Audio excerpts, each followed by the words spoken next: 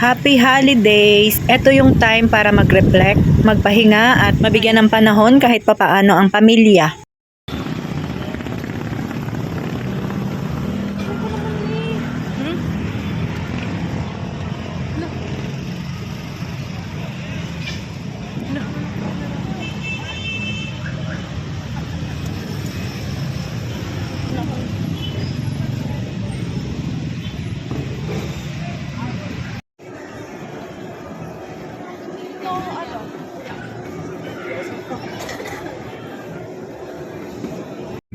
Bibili lang po kami ng pwedeng maulam panghapunan.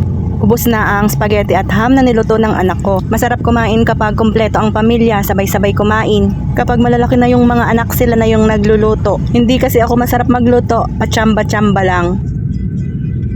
Biglaan ang aming lakad. Ang saya naman, nakagala. Maipakita ko lang ang bunso ko kahit nakatago.